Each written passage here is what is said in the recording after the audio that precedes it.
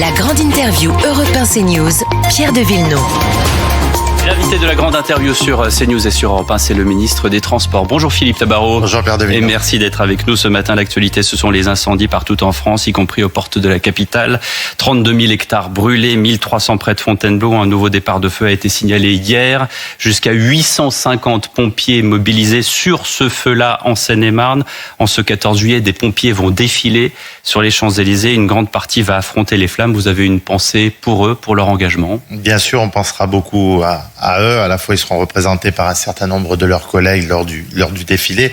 Et puis, pour la plupart d'entre eux, ils sont sur le terrain puisque des forces importantes, vous venez de le rappeler, ont été mis sur ce feu qui est assez inhabituel puisqu'il est assez rare que dans cette partie de France on ait des feux d'une telle intensité qui ont causé un certain nombre de dégâts et j'ai une pensée pour eux également, près d'1 millier de personnes qui ont dû quitter leur domicile sans savoir s'ils pourraient y revenir, et puis avec un impact sur la faune, sur la flore et également sur le secteur des transports puisque de nombreux trains ont été impactés, des autoroutes, en l'occurrence la A5 et la A6 ont été fermées. Donc on voit que véritablement cet incendie, comme d'autres, mais malheureusement on est plus habitué dans le sud de la France, a impacté fortement nos infrastructures. On va en parler des autoroutes A5 et A6 puisque vous êtes en charge des transports. Juste un mot sur ces agriculteurs qui ont pris leur lance, ont pris leurs moyens, ont pris au risque de s'asphyxier d'ailleurs parce qu'ils n'avaient aucune protection pulmonaire et pas de casque. Est-ce que c'est là l'exemple, l'image d'une France totalement démunie? C'est pas la France qui est démunie, c'est la France qui est solidaire. C'est la France qui est solidaire. On peut pas dire qu'elle est démunie quand il y a 4 Canadair qui sont en train de lutter pour le feu, et vous l'avez dit, près d'1 millier de pompiers. Par contre, c'est la France solidaire de tous ceux qui veulent participer. Est-ce que c'est suffisant, 4 Canadair? Écoutez, on parle de l'âge des Canadair, 30 ans. On a 12 Canadair, on doit monter à 14 puis à 16 en 2032. Il y a des moyens conséquents dans notre pays qui sont octroyés pour les feux de forêt. Vous l'avez dit, à travers des investissements qui doivent se faire sur d'autres Canadair, mais régulièrement sur des Dragons, sur des bombardiers. Est-ce que vous diriez qu'on a été pris de court? Est-ce qu'on a été pris de court par la canicule, par des températures? Vous savez, quand vous voyez les autres pays européens ou dans le monde entier, il y a des incendies qui sont très difficiles à fixer, quels que soient les moyens qu'on puisse y mettre. Et puis, quand vous avez 10 départs de feu, et malheureusement, c'est ce que nous a appris mon collègue Laurent Nunez hier, de manière volontaire, à moins d'1 kilomètre de distance, on voit là que on ne lutte pas à armes égales et que ces pyromanes sont particulièrement dangereux et avec des conséquences énormes pour notre pays. Les moyens sont là, la motivation et le courage des hommes,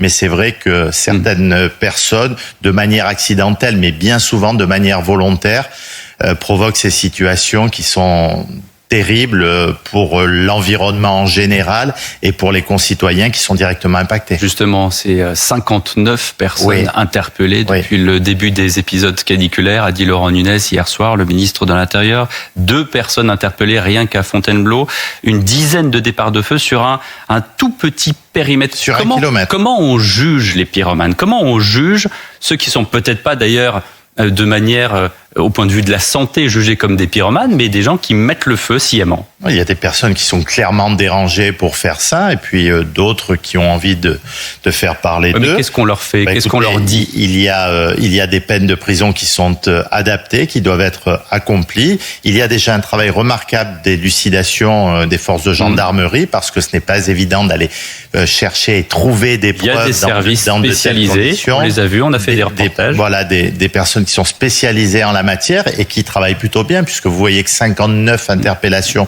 en aussi peu de temps, c'est à la fois un chiffre qui impressionne des deux côtés, à la fois le nombre d'incendiaires potentiels, mais également la force d'élucidation de nos forces de gendarmerie. Qu'est-ce que vous dites maintenant au final? C'est-à-dire, est-ce que c'est zéro tolérance? Moi, je demande des peines très fortes, qu'elles soient appliquées, que les personnes fassent leur peine de prison et que pour certains, ils soient soignés, parce que c'est des malades de provoquer de tels incendies avec les conséquences qu'on peut avoir, avec des vies humaines qui sont en jeu. Si tant est qu'ils soient diagnostiqués comme pyromanes. Bien sûr. Aujourd'hui, on casse parce qu'on a envie de casser. On a peut-être envie de mettre le feu parce qu'on a envie de mettre le feu. Ouais. Il n'y a peut-être pas forcément un élément de santé. Il y a probablement un élément de santé, il y a de la délinquance pure également, et il faut bien sûr la condamner et très fortement, parce que, on l'a dit, ça a des conséquences bien sûr sur notre territoire, ça a des conséquences en cascade. Je pense aux personnes qui ont failli mourir, et heureusement par les élans de solidarité, on n'a pas pour l'instant, et je parle au conditionnel, à déplorer de vie humaine par rapport à nos amis espagnols qui ont été très lourdement touchés, et puis nos sapeurs-pompiers qui risquent à la fois au niveau de leur santé et puis même le risque qu'ils puissent avoir un accident parce qu'ils interviennent dans des conditions particulièrement difficiles, et vous l'avez dit, et c'était le début de votre propos, on pense très fort à eux pour leur courage, et on a beaucoup d'admiration pour ces gens. Ce feu à Fontainebleau, on l'a vu, a eu des conséquences sur les autoroutes A5 et A6. On en est où aujourd'hui, monsieur le ministre des Transports, sur la situation des autoroutes, que ce soit en Seine-et-Marne ou dans les autres régions de France? Écoutez, globalement, les autoroutes fonctionnent normalement dans notre pays. Dans ces gros week-ends, c'est environ 5 à 8 millions de personnes qui les utilisent par jour. Par véhicule, c'est énorme. Il y a toujours la coupure à hauteur de Fontainebleau sur la 6. On n'a pas encore... Jusqu'à quand ? Écoutez, on verra en fonction de l'évolution. La question principale, c'est bien sûr de ne pas mettre en insécurité les automobilistes, comme nous n'avons pas souhaité mettre en insécurité également les utilisateurs de trains, notamment de la ligne à grande vitesse. Non, mais c'est une information pratique importante en cette période de vacances. Il y a des déviations qui sont mises en place, j'imagine. Exactement. Et la 6, il y a des déviations. Elle n'est pas réouverte pour l'instant, et nous attendons avec le gestionnaire de l'infrastructure, le concessionnaire, de voir comment les choses évoluent pour savoir si le feu, une fois fixé, permettra de pouvoir reprendre les circulations normalement sur ce tronçon. Au moins jusqu'à peut-être vendredi ou samedi prochain, où c'est un week-end classé rouge par bison futé. Cet axe sera évidemment essentiel. Probablement, c'est un axe essentiel, on a bien conscience, mais vous imaginez bien qu'on ne peut pas prendre une telle décision de réouvrir l'autoroute. C'est pas sûr, je ne peux pas vous dire à l'heure qu'il est, bien sûr. Aujourd'hui, on n'est que mardi, mais on peut dire c'est pas sûr. Tout dépend de voir l'évolution du feu, qui, comme l'a dit mon collègue Laurent Nunez, n'est pas encore totalement fixé, et avec des sapeurs-pompiers qui sont jour et nuit à l'œuvre. Alors justement, on parle d'autoroute, on parle aussi des usagers en cette période de vacances qui prennent leur voiture. Ce matin, les États-Unis ont rétabli le blocus autour du détroit d'Ormuz, détroit déjà fermé par les Iraniens le week-end dernier, provoquant une nouvelle flambée des cours du pétrole. Est-ce là une très mauvaise nouvelle pour cet été, pour les usagers des voitures? Les carburants vont à nouveau augmenter. Est-ce qu'on va avoir un gasoil à 2,50 € cet été? Déjà, la mauvaise nouvelle, c'est qu'un conflit qui semblait se régler reprenne. Il faut remettre les choses en place. On a tout intérêt à ce que ce conflit ne reprenne pas avec la même intensité qu'il a connue, à la fois par rapport aux conséquences sur notre territoire, j'y reviendrai, et par rapport aux populations qui sont concernées. Je rappelle qu'on a des alliés dans la zone qui sont pris pour cible régulièrement par les Iraniens. On a eu des sujets à traiter, je vous le rappelle, il y a quelque temps, concernant le rapatriement d'un certain nombre de nos concitoyens qui habitaient sur les zones en question. Donc ça, c'est la première des choses. Après, la répercussion économique forte sur notre économie, bien sûr qu'elle a déjà existé et qu'elle risque de continuer à exister. Les prix ont flambé ces 2 derniers jours. Bien sûr qu'il y aura probablement des répercussions à la pompe. Je rappelle que les systèmes d'aide qui ont été mis en place pour le gouvernement dans la première partie du conflit sont toujours d'actualité. Par exemple, il y a dans mon secteur des centaines de transporteurs routiers qui ont eu le droit aux aides qu'avait prévues le gouvernement, et ça continue puisque le gouvernement avait prévu ces aides sur 3 mois. Et on verra quelles sont les conséquences concrètes sur les prix des carburants, mais on ne ferme aucune porte, bien sûr. On sera aux côtés des Français qui travaillent pour les accompagner si malheureusement la situation redevient difficile, comme ça a été le cas au printemps. Ce matin, sur CNews, sur Europe 1, vous dites peut-être, en effet, une augmentation des prix des carburants, et le gouvernement sera là pour ce qu'on appelle les gros rouleurs. Bien sûr, les gros rouleurs et un certain nombre de professionnels. Je vous ai parlé des transporteurs routiers. Il y a également reprendrait les aides qu'on a déjà connues ces derniers mois. C'est le Premier ministre qui le décidera, mais il a montré pendant ces derniers mois qu'il était aux côtés des Français qui travailler. Il nous a demandé de mettre en place un certain nombre de dispositifs qui sont effectifs aujourd'hui, qu'on avait prévus pour 3 mois, qu'on espérait ne pas avoir à prolonger. Mais si malheureusement la situation se détériore avec les répercussions qu'on peut connaître, on sera bien sûr présent au niveau du gouvernement. Alors ce matin, traditionnel défilé du 14 juillet que je commenterai dès 9h avec mes invités sur CNews et sur Europe 1. 6800 militaires, 300 engins, 200 chevaux, sans compter les avions, les hélicos, les drones aussi. Ce sondage CSA, 84% des Français sont fiers de leurs armées. 66% veulent le rétablissement du service national. Et vous ? Moi, je l'ai fait déjà, mon service national à l'époque. Est-ce que vous le souhaitez pour les futures générations ? Écoutez, c'est une question qu'on se pose régulièrement parce que on sait, et je vous dis pour l'avoir fait, je sais ce que représente le service national à la fois pour la capacité à un certain nombre de jeunes de pouvoir quelquefois trouver leur voie, de pouvoir apprendre des règles au niveau de la discipline, de l'amour du pays également. Donc ces sujets interpellent quelque part parce qu'on s'aperçoit que malgré différentes tentatives, il y en a en cours de services volontaires, on n'a pas la capacité à accueillir autant de jeunes qu'on le souhaiterait. Mais vous savez que l'armée aujourd'hui a bien d'autres missions et n'est pas très favorable à ce qu'on puisse parce que ça coûte cher, parce qu'il faut encadrer ces jeunes, Exactement. Parce que ça vous détourne des missions de l'armée. Exactement. Pour autant, voilà, comme beaucoup de Français de ma génération, je garde un souvenir exceptionnel du service militaire et je sais ce qu'il a pu apporter dans notre pays. Le plus important aujourd'hui, par rapport à la situation qu'on traverse au niveau international, il faut que notre armée soit la plus efficace possible. Vous avez eu l'occasion d'en parler depuis ce matin, vous le faites régulièrement sur votre antenne. Je rappelle qu'il y a des budgets conséquents qui sont consacrés pour nos armées, que le budget en 10 ans a pratiquement doublé. 64 milliards. On était à 32 millions, on est à 64 milliards aujourd'hui. C'est pour professionnaliser notre armée qui est présente sur un certain nombre de places fortes, je dirais, et de places et de zones de conflit dans notre pays, à la fois pour protéger nos libertés et puis à la fois pour être en soutien de nos alliés. Protéger nos libertés au prix du sang de nos enfants, c'est ce qu'a dit à l'hôtel de Brienne devant les armées le chef de l'État. Ce sont des mots forts, mais c'est la mission de tout soldat. C'est la mission de tout soldat. Mais ça veut dire ça va jusqu'où ? Parce que le général Mandon, le chef d'état-major des armées, avait déjà créé la polémique quand il avait dit que oui, peut-être qu'il faudrait envoyer nos enfants au combat. Bien sûr qu'on ne souhaite pas en arriver à de telles extrémités. Mais c'est pour ça qu'en permanence, je le répète, c'est le cas aussi au Moyen-Orient, en permanence, la France appelle à la paix, appelle à la désescalade dans les conflits.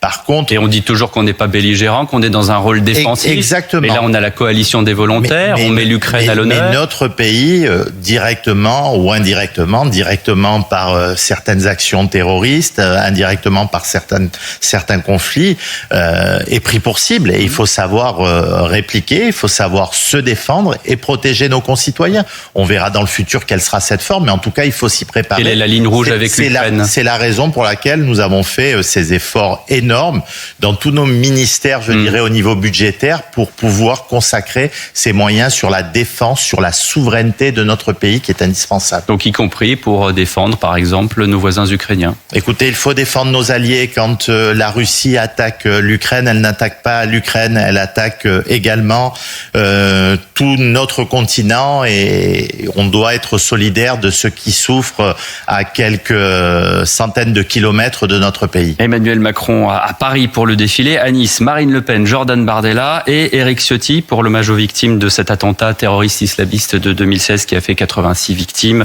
Dans son discours aux armées, Emmanuel Macron a déclaré le patriotisme, oui, le nationalisme, jamais. C'est quoi, c'est deux salles, deux ambiances ? Et moi, je m'intéresse pas à ça, c'est le discours du président. Qui ne participera pas. Le président avait été présent au premier anniversaire de ce drame, à cette première cérémonie de commémoration. Il revient 10 ans après. C'est important pour les familles des victimes. C'est important pour les primos intervenants. sur ce drame dans mon département que je connais pour un certain nombre d'entre eux qui sont restés traumatisés à vie par ce qu'ils ont vu. J'ai une pensée pour Franck Terrier également. Il n'aime pas qu'on l'appelle comme ça, mais c'est le héros au scooter et celui qui a essayé d'intervenir pour que les conséquences humaines soient encore moins importantes que ce qu'elles n'ont été. Malheureusement, il a fait preuve d'un grand courage. Et puis, je pense aux blessés qui sont blessés dans leur chair, mais qui sont blessés également dans leur tête. C'est des cérémonies qui sont indispensables pour la mémoire collective. Il se trouve qu'Éric Ciotti est le maire de Nice, donc il fait une cérémonie en tant que maire de Nice. Il fait une cérémonie en tant que maire de Nice et je ne conteste pas du tout ça. Et vous contestez quoi, le fait qu'il y ait Marine Le Pen et Jordan Bardella ? Rien du tout. Il invite qui il souhaite. La seule chose, c'est bien sûr qu'il n'y ait pas de récupération politique pour cette question. Je pense pas. Vous pensez qu'il y en a une d'ores et déjà ? Non, j'espère que c'est pas du tout dans cet esprit qu'ils ont été invités. En tout cas, c'est bien que la nation fasse bloc par rapport à ce qui a été une attaque terroriste et une attaque terroriste islamiste, je le rappelle, puisque vous en parlez également souvent, quelques hommes ou femmes politiques ont du mal à le dire clairement. Je le dis clairement devant vous aujourd'hui. Le coup d'envoi de la présidentielle a été donné dans le bloc central. Les candidatures se multiplient. David Lisnard, Bruno Retailleau, Gabriel Attal, Édouard Philippe, Bruno Le Maire, François Bayrou semblent en embuscade. Vous êtes membre du gouvernement et en même temps, vous êtes de la famille des Républicains. Vous soutenez qui dans cet échiquier politique ? Moi, je parle très peu de politique politicienne en ce moment parce que j'écoute ce que dit le Premier ministre. Je me consacre aux affaires de mon ministère. Il y a beaucoup de choses à faire. Bien sûr que le moment venu, j'aurai l'occasion de m'engager comme toute femme ou comme tout homme politique pour l'élection qui est quelque part la plus importante dans notre démocratie, dans notre 5e République, qui est celle du suffrage, l'élection du président de la République au suffrage universel direct. Pour autant, aujourd'hui, l'heure est au travail dans nos ministères. Je n'ai simplement fait qu'un acte politique ces derniers temps, c'était de signer une tribune qui fait que je souhaite que les candidats de la droite et du centre puissent se regrouper le moment venu et se rassembler. Vous y croyez à ça ? Écoutez, je le souhaite en tout cas, et je le souhaite sur un projet. Est-ce que ça suffit de le souhaiter, Philippe Tabarot ? J'essaierai à mon modeste niveau d'apporter ma petite pierre. C'est-à-dire, et puis ce qui est important. C'est quoi attendez, c'est important là. Non, Qu'est-ce que c'est la petite pierre ? Mais ce qui est important, un certain nombre de dire, une fois passé l'été probablement, le lancement de campagne des uns et des autres, de se dire il faut pouvoir savoir se rassembler. Et puis sur quoi aussi ? Il y a la question de personnes et il y a les questions de programme. Moi, je souhaite clairement qu'une politique de droite soit menée dans notre pays et j'espère. Est-ce que c'est une politique de droite ? Elle n'est pas menée actuellement, selon vous ? Écoutez, elle l'est partiellement, mais je rappelle que le bloc central est fait de différentes composantes. Je souhaite en tout cas que sur les questions régaliennes dont vous parlez régulièrement, que ce soit sur les sujets de sécurité, que ce soit sur les sujets d'immigration, sur les sujets de défense, on puisse bien sûr prioriser, comme c'est en partie le cas, mais aller encore plus loin pour que l'ordre revienne dans notre pays, parce que je sais que c'est une des priorités de nos concitoyens et je le souhaite très fort. Qu'est-ce que vous diriez ? Qu'il y a trop de points de désaccord pour faire une union du centre et de la droite républicaine ? Écoutez, j'espère que chacun fera preuve de responsabilité par rapport à ce qu'il peut amener au débat politique. Moi, des candidatures de témoignages, il y en a beaucoup. Qu'est-ce que c'est des candidatures de témoignages ? Vous en avez cité un certain nombre. Ce sont des candidatures. Ils sont partis tout seuls ? Qui ne pourront pas rassembler 50% plus un Français au second tour. Je pense que. Vous parlez de qui ? Du maire de Cannes, de David Lisnard ? D'efficacité. On verra. Moi, j'aurais souhaité, je l'ai exprimé à l'époque, une primaire ouverte qui puisse permettre de choisir un candidat et que les électeurs qui le souhaitent puissent se prononcer. Après, si ça doit être les sondages qui doivent départager les différents candidats, ça peut être plus arbitraire, mais en tout cas, il faudra un mode de départage et on le voit très clairement, il ne pourra pas avoir 3 candidats, probablement pas 2, et il faudra se mettre d'accord sur un programme et sur une personne qui puisse incarner, parce que l'élection dans la 5e République présidentielle, c'est aussi l'incarnation d'une personne, et on n'en garde qu'un, comme vous l'avez dit. 7000 policiers gendarmes déployés aujourd'hui et autour de Paris pour la sécurisation du 14 juillet, mais aussi pour la demi-finale entre la France et l'Espagne. D'abord, peut-être un pronostic France-Espagne ? La France va gagner, je le souhaite. Vous dites ça parce que vous êtes du gouvernement ? Je le souhaite sincèrement parce que j'aime le foot. C'est pas les favoris, hein. J'aime le foot. La France, pour moi, a le plus beau football aujourd'hui au monde. Et puis, ça suscite suscite un certain nombre de polémiques. Donc, pour faire taire tous ceux qui ont attaqué l'équipe de France, je souhaite qu'il y ait une belle victoire et je pense que c'est possible par rapport au football qui a été montré depuis le début de la compétition, particulièrement attractif et offensif. Et vous craignez des débordements ce soir ? Bien sûr qu'on peut toujours craindre des débordements. Mon collègue Laurent Nunez a là encore mis les moyens disponibles, a vraiment fait comme pour le quart de finale que plus de 7000 policiers soient présents à Paris et pratiquement 70 000 sur l'ensemble du territoire national. On sera vigilant pour que cette fête reste une fête du sport et ne tourne pas en fête des délinquants. C'est ce que nous souhaitons par-dessus tout ne pas voir dans notre pays. Merci pour ce Philippe. beau jour du 14 juillet. Merci Philippe Tabarot. Bon 14 juillet. Oui. Et bon anniversaire à votre maman, Madame Merci. Tabarot. Je vous ai fait cette confidence. Elle a 91 ans aujourd'hui et je l'embrasse tendrement. Et nous aussi. Merci Pierre de Villeneuve, merci à vous Philippe Tabarot, à suivre sur Europe 1 dans la prochaine demi-heure, dans une vingtaine de minutes. Ça vous a énervé cette année. Laurent Tessier vous reparle ce matin du jour où le recteur de la Grande Mosquée de Paris a critiqué les banquets du canon français. Dans un quart d'heure, la revue de presse de Christophe Bordet, un 14 juillet pas comme les autres ce matin à la une des journaux. Et puis après le journal de 8h30, votre signature Europe 1, Emmanuel Ducrot va revenir dans 10 minutes sur les conséquences pour l'agriculture de l'interdiction en France de l'acétamipride. Bon réveil à tous avec Europe 1, 8h30.